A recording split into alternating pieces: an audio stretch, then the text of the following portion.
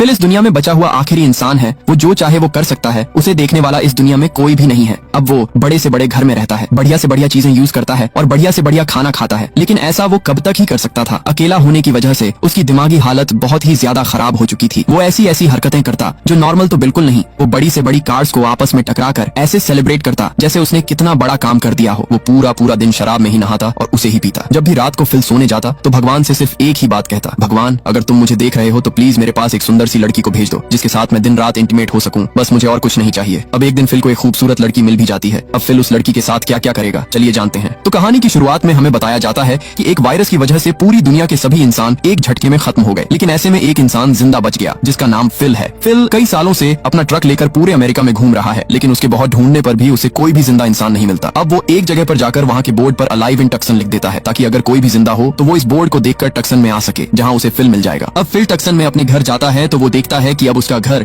बहुत ही ज्यादा गंदा पड़ा है। तभी फिल को याद आता है कि वो तो किसी के घर में भी रह सकता है, उसे रोकने टोकने वाला कोई भी नहीं है। इसके बाद फिल टक्सन के सबसे अमीर आदमी के घर को अपने रहने के लिए चुनता है। वो उस घर में लाकर अपना सारा पसंद का सामान रख देता है जो वो अपने ट्रक में रखकर पूरे अमेरिका से लेकर आया था। रात को सोते वक्त फिल भगवान से यही बात कहता है कि मेरे लिए एक लड़की भेज दो ताकि मैं उसके साथ मिलकर पॉपुलेशन बढ़ा सकूं। अगले दिन पास ही के एक मॉल में जाता है जहाँ उसने अपनी गन से उसके दरवाजे तोड़े और फिर अंदर चला गया। अंदर जाकर भी वो वहाँ की चीजों को तोड़ने फोड़ने लगता है और जितना हो सके उतना अपने लिए खाने का सामान लेता है। वहाँ उसे कुछ एडल्ट मैगजीन भी मिलती हैं जिन्हें वो अपने घर में ले आता है। रास्ते में फिल की एक नजर एक लड़की के स्टैच्यू पर पड़ती है जिसे देखकर वो मनमोहित हो गया, मानो वो उसे रियल समझ रहा हो। अगले कुछ दिनों में फिल अपने आप को बिजी रखने के लिए जो मन में आता उस चीज को तोड़ता, जैसे महंगी महंगी कार्स और भी बहुत सी चीजें। ये ऐसा इसलिए करता है ताकि उसे अकेलापन महसूस न हो। ऐसे ही करते करते फिल को कई दिन बीत जाते हैं। अब वो अपने आप से बातें भी करने लगा था। आज फिल अपना बर्थडे सेलिब्रेट करता है क्योंकि आज उसका बर्थडे था। ऐसा करते हुए वो अपने कुछ पुराने बर्थडे सेलिब्रेशन को याद करता है जब उसकी फैमिली उसके साथ हुआ करती थी। गुस्सा होकर फिल भगवान से कहता है कि अगर तुम मेरे पास किसी को नहीं भेजने वाले तो कोई बात नहीं, मत भेजो, अब मैं अकेला हूँ, यहीं पर रह लूंगा। खैर, अब इसके बाद हमें 5 महीने बाद का सीन दिखाया जाता है जहाँ अब हम उस घर को देखते हैं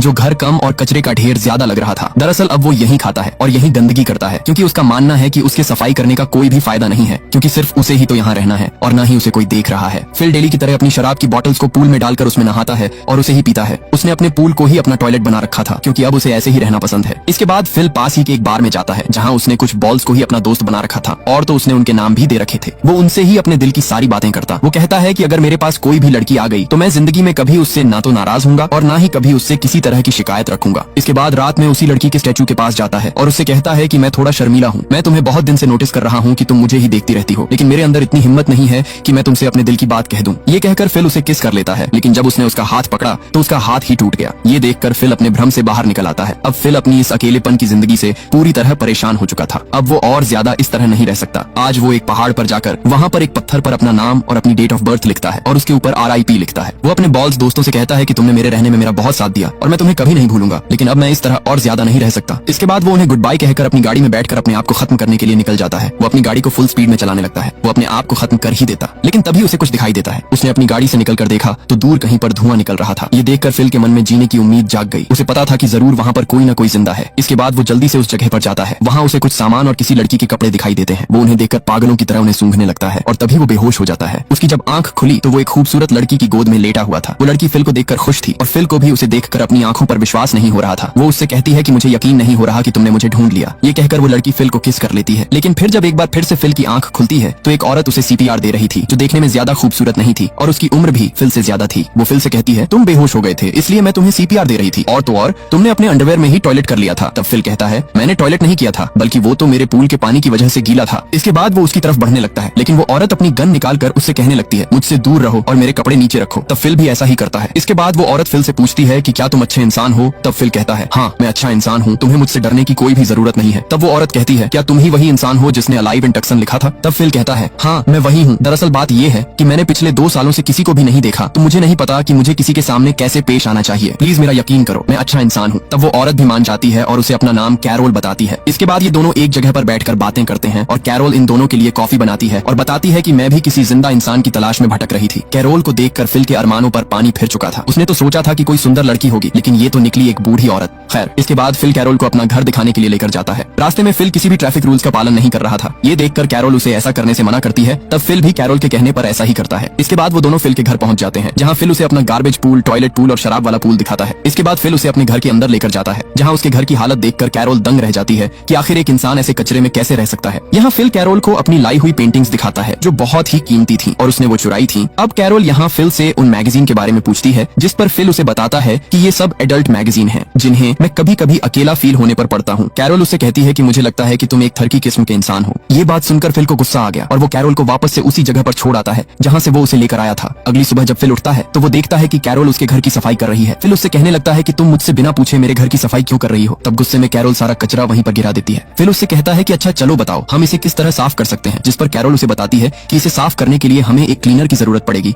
और वो हमें सुपरमार्केट में मिलेगा। इसके बाद ये दोनों सुपरमार्केट जाते हैं। कैरोल फिल से कहती है कि तुमने जहाँ गाड़ी पार्क की है वो हैंडीकैप्ड पार्किंग है, जिस पर फिल कहता है क्या तुम पागल हो चुकी हो, यहाँ कौन है हमें देखने वाला, हम कहीं पर भी गाड़ी पार्क कर सकते हैं, कोई फर्क नहीं पड़ता, इवन यहाँ वहाँ कहीं भी। लेकिन कैरोल नहीं मानती और वो कहती है कि हमें अपनी पार्किंग में ही गाड़ी पार्क करनी चाहिए। ये सुनकर फिल को गुस्सा आ गया और वो सीधा अंदर गाड़ी को ले जाकर पार्क कर देता है और कहता है अब देखो यहाँ भी कोई नहीं है हमें देखने वाला। तब कैरोल कहती है तुम्हारी बात ठीक है लेकिन इंसान के भी तो कुछ नियम कायदे होते हैं, हमें नियमों के हिसाब से चलना चाहिए, लेकिन मुझे लगता है कि तुम उस तरह के इंसान नहीं हो, तभी तो तुम्हारी ऐसी हालत है। रात में फिल अपने दोस्तों से कहता है कि मुझे कैरोल बिल्कुल भी ठीक नहीं लगती क्योंकि ना तो वो देखने में ठीक है और ना ही उसकी बातें सही हैं। खैर अगली सुबह जब फिल अपनी बियर से कुल्ला कर रहा था तभी उसकी नजर बाहर कैरोल पर जाती है। फिल जब कैरोल के पास जाता है तब कैरोल उसे बताती है कि मैं तुम्हारे पास ही के एक घर में रहने वाली हूँ, लेकिन फिल बिल्कुल नहीं चाहता था कि कैरोल यहाँ पर रहे। वो कैरोल से कहता है कि इस दुनिया में इतने घर हैं और तुम चाहो तो कहीं पर भी जाकर रह सकती हो, तुम्हें मेरे पड़ोस में रहने की कोई जरूरत नहीं है। तब कैरोल कहती है अच्छा तो तुम्हें ये डर है कि कहीं मैं तुम्हारे गंदे काम न देख लूं। तब फिल अपना अंडरवेयर उतार कर कहता है लो अब इससे गंदा काम तुम नहीं देख सकती। लेकिन कैरोल को फिर भी कोई असर नहीं पड़ता। वो कहती है देखो मुझे लगता है कि भगवान ने हम दोनों को किसी मकसद से इस दुनिया पर बचा कर रखा है, अब हमारी जिम्मेदारी है कि हम लोग मिलकर इस दुनिया की पॉपुलेशन को बढ़ाएं। लेकिन फिल साफ साफ कह देता है कि अगर ऐसी बात है तो तुम सुन लो, अगर तुम इस दुनिया की आखिरी महिला भी हो तब भी मैं तुम्हारे साथ इंटीमेट नहीं होने वाला। ये कहकर फिल वहाँ से चला जाता है। इसके बाद जब फिल अपने टॉयलेट में होता है तभी उसके पास कैरोल आती है। फिल उसे देखकर डर गया। कैरोल कहती है फिल मुझे तुम्हारी कुछ हेल्प चाहिए, मैंने अपने गार्डन में कुछ वेजिटेबल उगाए हैं जिनमें डालने के लिए मुझे पानी वहाँ तक पहुँचाना होगा। फिल कहता है तुम कुछ भी करो लेकिन मैं तुम्हारी कोई भी मदद नहीं करने वाला। तब कैरोल उसे एक टमाटर निकाल कर दिखाती है जो बिल्कुल फ्रेश था। कैरोल कहती है देख लो अगर तुम मेरी मदद करोगे तो तुम्हें भी मेरे साथ फ्रेश वेजिटेबल खाने को मिलेंगे, लेकिन फिल साफ साफ मना कर देता है। इसके बाद जब अंदर जाकर फिल अपना कई महीनों का रखा हुआ टोमेटो पेस्ट खाता है तो उसका स्वाद बिल्कुल खराब था। ये देखकर फिल रात को कैरोल के गार्डन में जाकर टमाटर खाने लगता है। अगली सुबह कैरोल फिल के पास आती है और उससे कहती है तुम्हें बिल्कुल भी शर्म नहीं आई मेरे टमाटर खाते हुए, जबकि तुमने मेरी हेल्प भी नहीं की। लेकिन फिल झूठ बोलते हुए कहता है कि मैंने ऐसा कुछ नहीं किया। तब कैरोल उसे सबूत देते हुए कहती है कम से कम झूठ तो सही से बोलना सीख जाओ। इसके बाद जब वो जा रही होती है तब फिल उसके पैर की चोट देख लेता है जो उसे गार्डन के चक्कर में लगी थी। इसके बाद जब वो कैरोल के पास जाता है तो वो देखता है कि अब कैरोल ने भी अपने पूल को ही अपना टॉयलेट बना लिया है। कैरोल कहती है फिल मैं गलत थी क्योंकि अब मुझे लगता है कि भगवान ने हमें दुनिया को आगे बढ़ाने के लिए नहीं चुना है, क्योंकि हम दोनों क्या ही कर सकते हैं और मैंने भी ये फैसला कर लिया है कि मैं भी तुम्हारी तरह हर जगह गंदगी करूंगी, साफ सफाई करने का कोई फायदा नहीं है। कैरोल के मुंह से ऐसी बातें सुनकर फिल हैरान था और निराश भी, क्योंकि उसकी वजह से ही कैरोल ऐसा सोच रही है। अब वो फैसला करता है कि वो कैरोल की मदद करेगा, इसलिए वो टक्सन के मेन वाटर सोर्स के पास जाता है और वहाँ से बड़ी मुश्किल से एक पाइप लगाकर उसे किसी तरह रात भर मेहनत करके कैरोल के गार्डन तक पहुँचाता है। सुबह को जब ये चीज कैरोल देखती है तो वो बहुत ही खुश होती है क्योंकि अब उसके मुरझाए हुए पौधे हरे भरे हो गए थे। कैरोल फिल से कहती है क्या आज रात हम लोग साथ में डिनर करें? तब फिल भी मान जाता है। इसके बाद जब ये लोग रात को खाना खा रहे थे तब कैरोल कहती है मुझे लगता है कि हम दोनों साथ में अच्छे से रह सकते हैं और अब हमें ही पॉपुलेशन को बढ़ाना होगा। तब फिल भी उसकी बातों को समझ जाता है और कहता है चलो ठीक है, अगर तुम मेरे साथ इंटीमेट होना चाहती हो तो मैं तैयार हूँ। वैसे भी फिल कैरोल के साथ इंटीमेट होना चाहता था, लेकिन कैरोल कहती है कि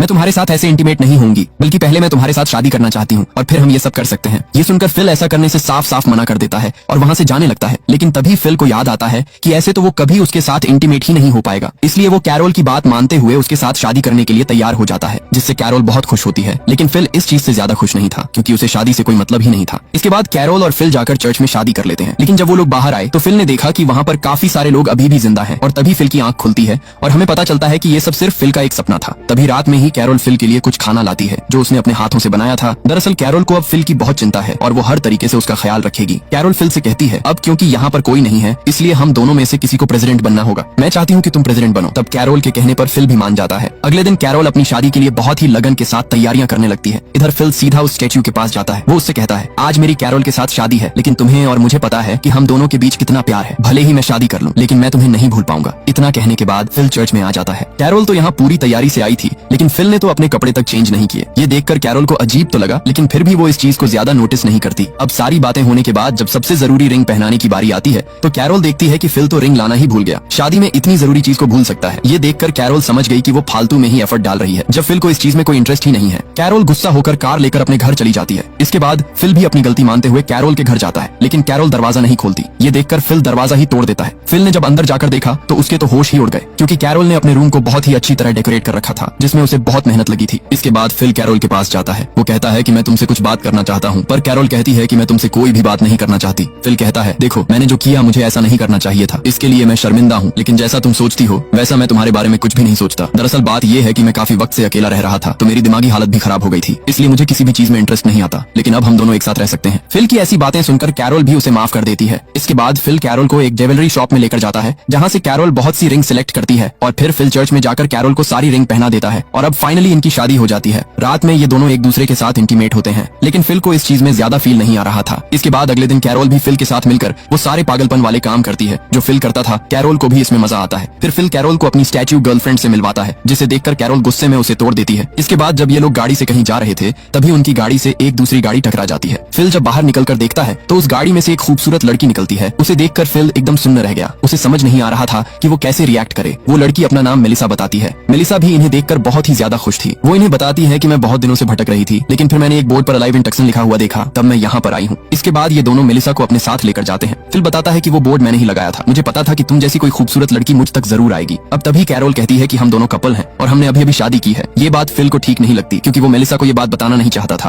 खैर, अब जब ये लोग फिल के घर पहुंचते हैं, तब मेलिसा फिल के रूम को देखकर इंप्रेस हो जाती है, क्योंकि उसके रूम में एक से एक कीमती पेंटिंग्स लगी हुई थी। लेकिन तभी कैरोल बता देती है कि ये सब पेंटिंग्स फिल ने चुराई हैं। फिल जो मेलिसा के सामने अपनी इज्जत बनाना चाहता था, लेकिन कैरोल ऐसा होने नहीं दे रही थी। साथ ही साथ वो बता देती है कि फिल अपने रूम को बहुत गंदा रखता है और उसने अपने पूल को ही अपना टॉयलेट बना रखा है। फिल ट्राई कर रहा था कि मेलिसा उसके साथ उसके घर में ही रहे, लेकिन जब कैरोल ने फिल की हरकतें बता दी तो मेलिसा ने भी सोच लिया कि वो यहाँ के पास ही वाले किसी दूसरे घर में रहेगी। खैर, अब ये लोग फैसला करते हैं कि ये लोग आज रात का डिनर साथ में ही करेंगे। रात को जब कैरोल और मेलिसा बात कर रहे होते हैं, तभी उनके सामने फिल आता है, जिसका हुलिया पूरी तरीके से चेंज हो चुका था। उसकी जो लंबी लंबी दाढ़ी थी उसने वो काट ली थी। दरअसल फिल ये सब मेलिसा को इम्प्रेस करने के लिए कर रहा था, पर ये लुक ना तो कैरोल को ठीक लगता है और ना ही मेलिसा को। इसके बाद जब ये तीनों डिनर कर रहे थे, तभी फिल मेलिसा के साथ फ्लर्ट करने की कोशिश करता है, लेकिन कैरोल बीच में टांग अड़ा रही थी। मेलिसा बताती है कि मैं पहले रियल एस्टेट में काम करती थी और मेरी शादी भी हो गई थी, लेकिन मेरा हस्बैंड मुझे धोखा देकर किसी और औरत के साथ रहता था, उसकी इसी वजह से मैंने उसे डिवोर्स दे दिया। फिल भी मेलिसा की हर बात पर कहता है कि हाँ, तुमने बिल्कुल सही किया। इसके बाद जब ये लोग सोने के लिए जाते हैं, तब कैरोल फिल को अपने साथ चलने के लिए कहती है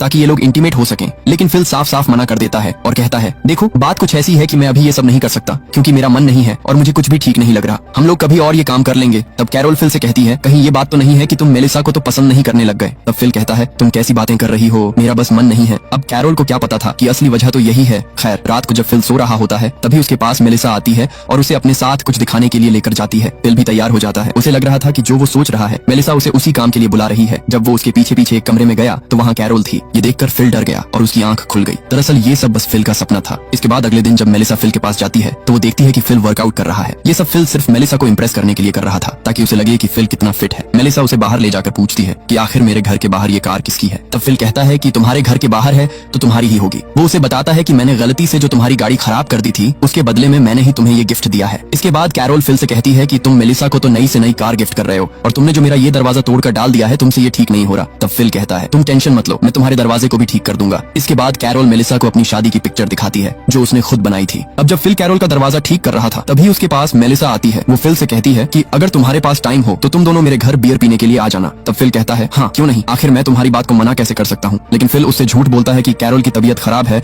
और वो नहीं आ सकती। ये कहकर वो अकेला ही उसके घर चला जाता है। मेलिसा यहाँ फिल से कहती है कि जैसा मैं तुम्हें समझ रही थी वैसा तुम नहीं हो, बल्कि तुम तो बहुत अच्छे इंसान हो। बियर पीने की वजह से अब मेलिसा को थोड़ा थोड़ा नशा होने लगा था और वो नशे में फिल से कहती है, वैसे अगर तुम और कैरोल शादीशुदा नहीं होते तो हम दोनों के बीच कुछ हो सकता था, लेकिन अब क्या ही कर सकते हैं, छोड़ो। अब क्योंकि तुम दुनिया में आखिरी इंसान हो, इसलिए मैं भी तुम्हारे साथ रह सकती थी। मेलिसा वो सारी बातें कहती है जो फिल सुनना चाहता था। अब फिल भी ठान लेता है कि वो मेलिसा के साथ रहेगा, इसलिए वो कैरोल को डिवोर्स देने के लिए उसके पास जाता है। लेकिन कैरोल तो बहुत ही मेहनत के साथ उसकी और फिल की शादी का वेडिंग बोर्ड बना रही थी। अब फिल बुरी तरह फंस चुका है। मेलिसा के साथ रहने का उसका मन है और कैरोल उससे बहुत ज्यादा प्यार करती है। अब फिल किसके साथ रहेगा और आगे क्या होगा, ये तो आपको इसके अगले पार्ट में ही पता चलेगा।